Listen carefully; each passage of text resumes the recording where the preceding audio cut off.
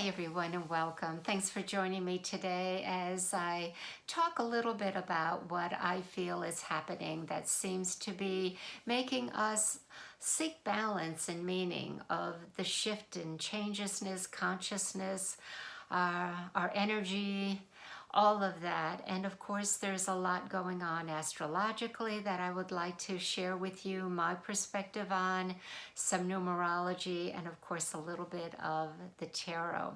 We'll begin with the two major shifts that are going to happen astrologically.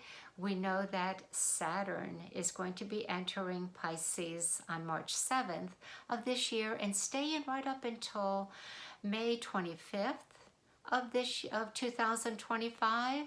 And then the second major change that we will astrologers will be talking about for many years to come is Pluto entering Aquarius, and that's happening on March 25th of this year, but it only stays in Aquarius until June 12th.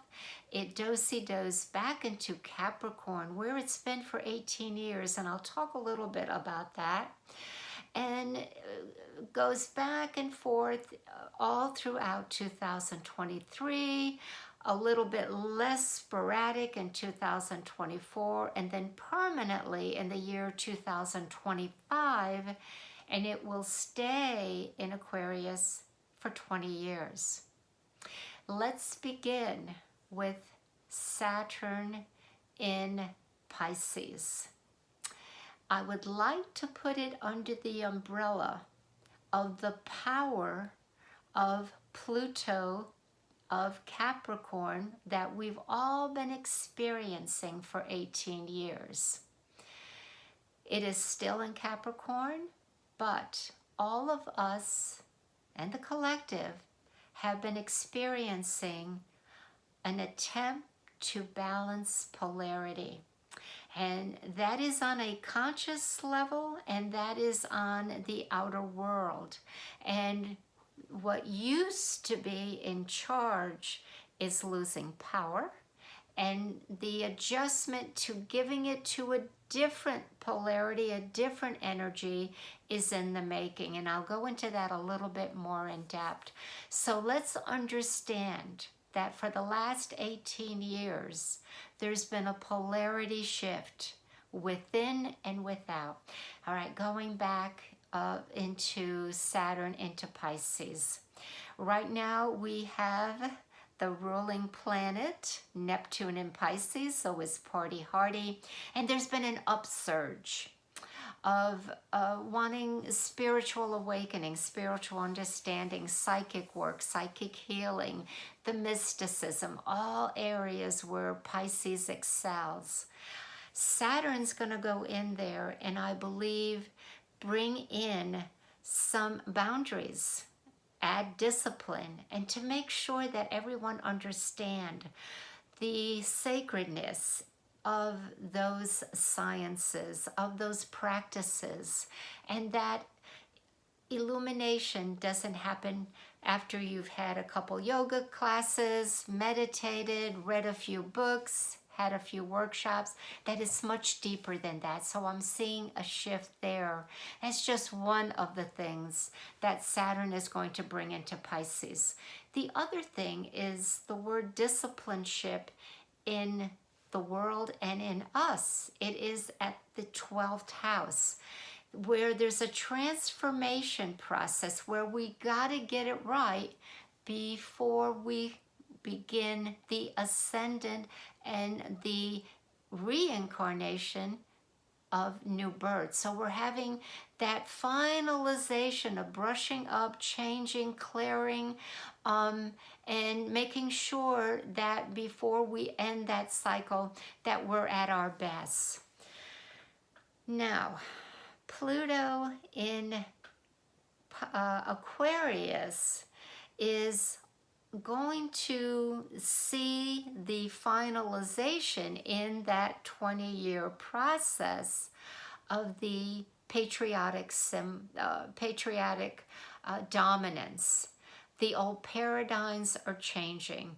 What Pluto did in Capricorn was to take those structures down. It's continuing to take them down, and they're not reliable. Hence, it is causing a lot of people to have fears and confusion. They may not want those old systems that they relied upon for hundreds of years to come down or to change or take form. And I experienced that today when I went to my tried and true bank to make a deposit, and the door was locked.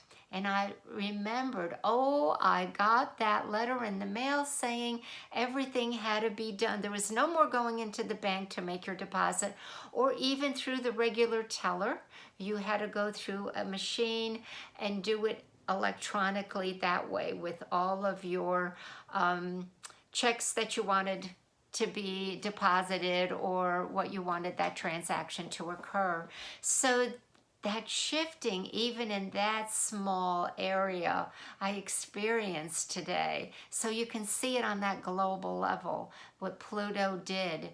The old paradigms came down, and it's still happening. There's an adjustment. We're seeing it in government. We're seeing it with what happened in politics, and we're going to continue to see that. And I really, the idea is for me not to put my finger on everything, but to kind of point the way that these planets of major change, Pluto is power, and it really empowered itself in Capricorn and went head on, and some of it caused alarm and distress. But when it enters into Aquarius, Pluto's going to redefine power and kind of tell people who has the power, who has the gold, and who doesn't have the gold. And I'm gonna talk back now to polarity. And that really occurred for a lot of numerologists when we saw what was heralded in on the 21st century. What happened there? Well, for 1,000 years, we had the number 9 every year. And for 100 years, we had the number 9.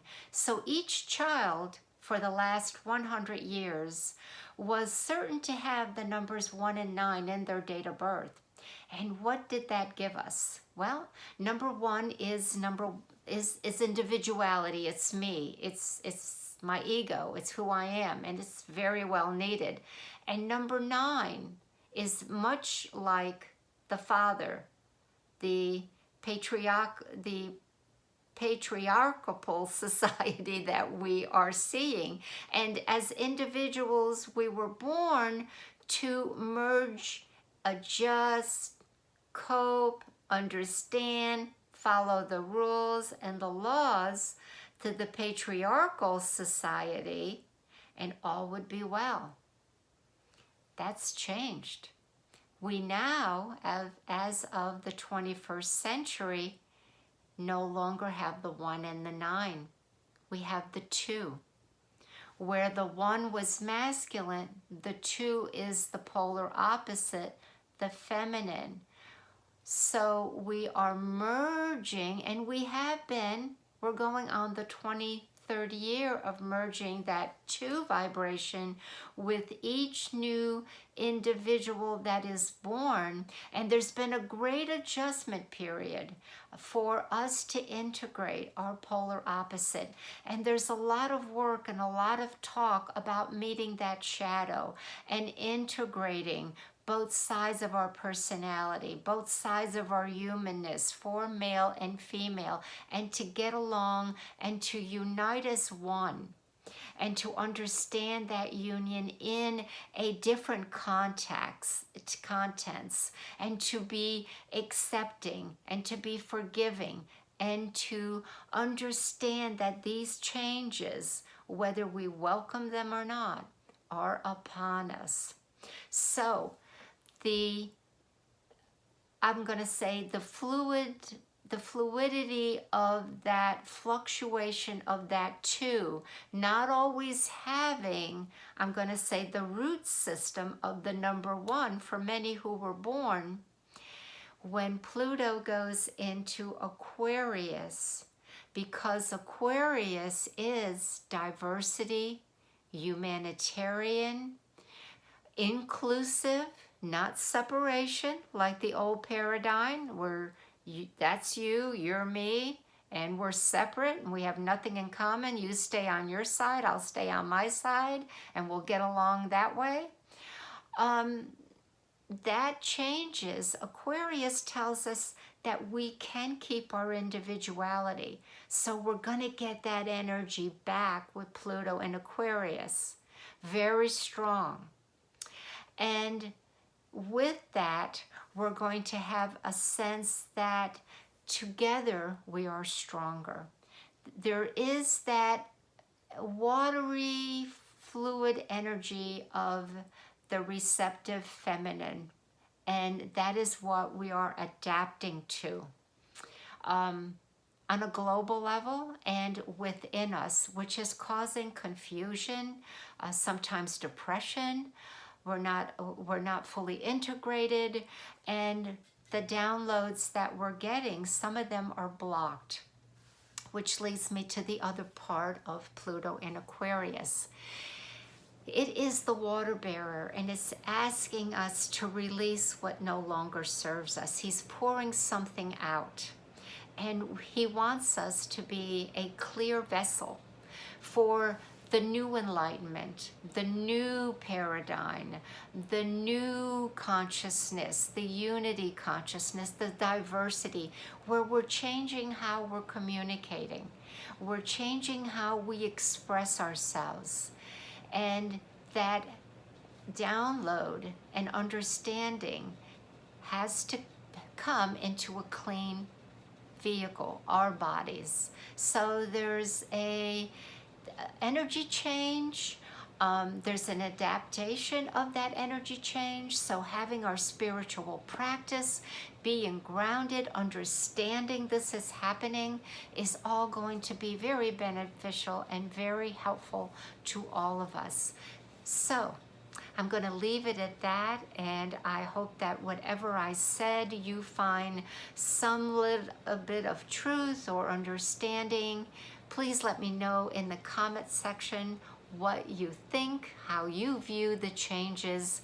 Let's dialogue together and maybe do some future videos on this very important time of transition, understanding, unity, but most importantly, coming from a space of love, the heart center, more than the intellectual of the one. We're just reversing that. We need both of that, but we're changing the objective of where it's coming from. Thanks, everyone. Hope everybody has a great weekend. Bye for now.